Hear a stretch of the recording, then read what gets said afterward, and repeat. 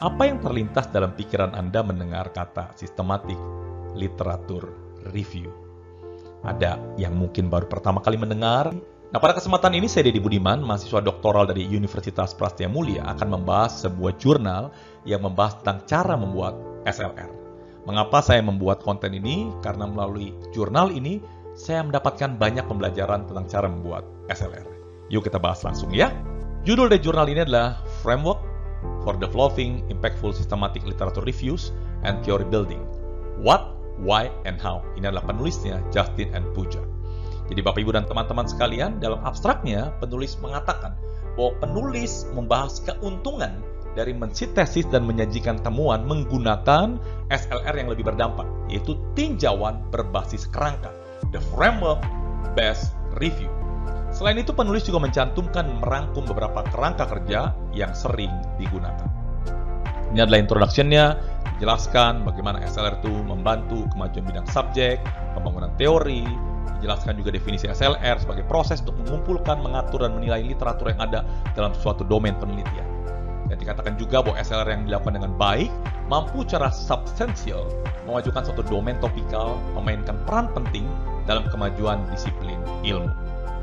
Bapak Ibu dan teman-teman, artikel tinjauan berbasis domain adalah jenis tinjauan literatur yang paling populer. Dan ternyata dapat dibagi menjadi beberapa jenis, termasuk framework based, tinjauan berbasis tema terstruktur, bibliometrik, hybrid, dan SLR konseptual. Nah, framework based yang menggunakan kerangka kerja tertentu untuk memberi dampak pada tinjauan dianggap sebagai paling berdampak dan dapat diandalkan. Oh, menarik sekali ya. Keefektifannya terbukti dari banyak sitasi yang diterima oleh artikel yang menggunakan metode ini.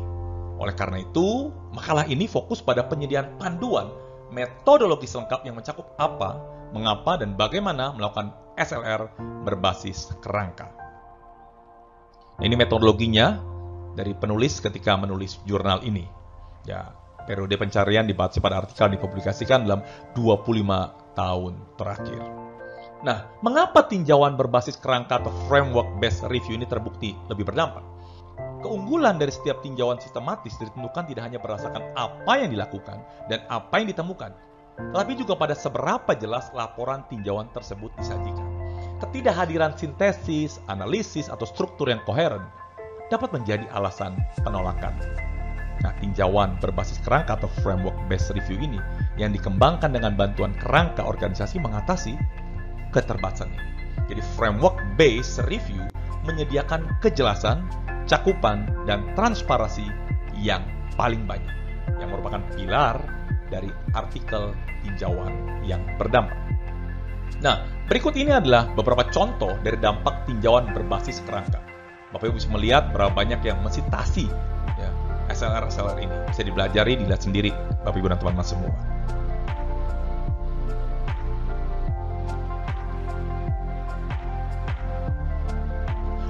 Nah, kita lanjut ya. Bapak Ibu teman-teman sekalian, di sini juga tuliskan bahwa artikel tinjauan berbasis kerangka lebih berguna dan berdampak. Sementara artikel tinjauan tipe bibliometrik ternyata ditemukan kurang berguna. Dan penulis jurnal ini setuju dengan pandangan bahwa tinjauan berbasis kerangka atau framework-based review ini berkontribusi pada pengembangan dan kemajuan teori, sedangkan ternyata tinjauan bibliometrik tidak mengarah pada pengembangan teori. Berikut adalah berbagai kerangka kerja yang tersedia untuk meninjau literatur secara sistematis sebagai karya ilmiah independen. Nah, dalam tabel ini, Bapak Ibu dan teman-teman sekalian bisa melihat ringkasan kerangka kerja untuk mengembangkan tinjauan literatur sistematis yang berdampak. Anda bisa bandingkan, ada TCM, ada ADO, ada ADO TCM, ada 5W1H, dan IMO.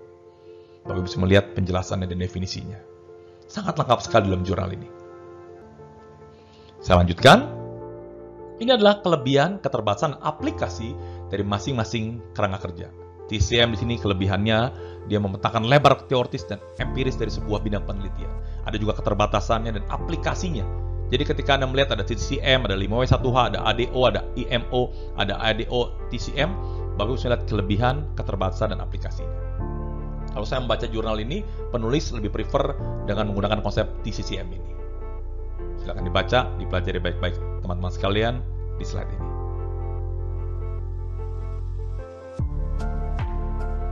Nah, untuk menghasilkan artikel tinjauan klasik penting bagi peneliti, bagi Anda dan saya, para peneliti, untuk merencanakan dengan ketat dan menerapkannya secara konsisten.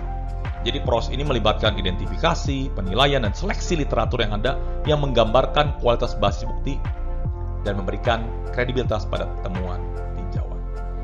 Nah, Bapak Ibu, untuk memastikan kualitas temuan, peneliti harus mengikuti protokol tinjauan.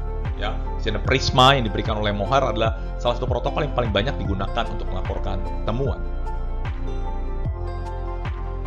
Dan penulis dalam jurnal ini mencatat beberapa aspek kunci yang harus diperhatikan oleh peneliti ketika menulis tinjauan berbasis kerangka atau framework based review.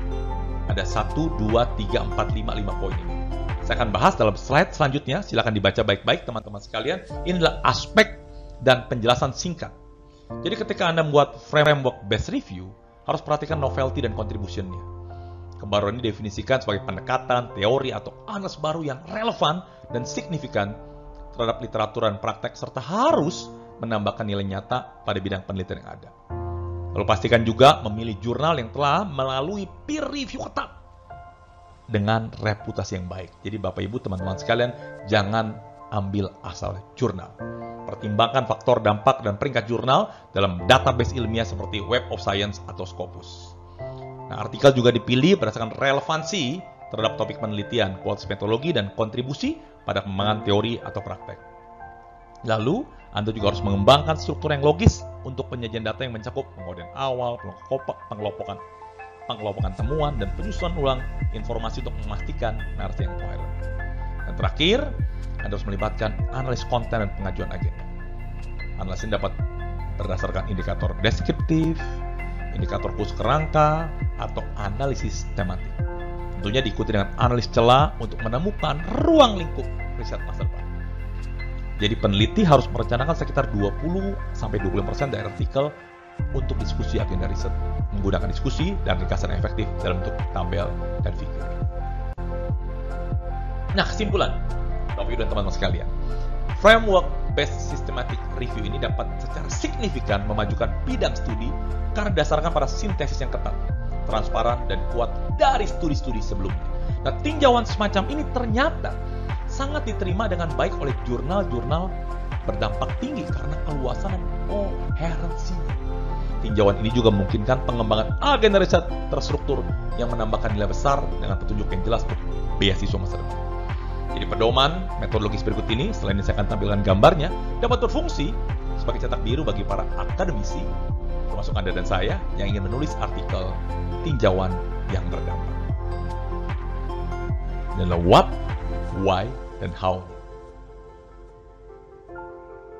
Silakan dibaca dan pelajari.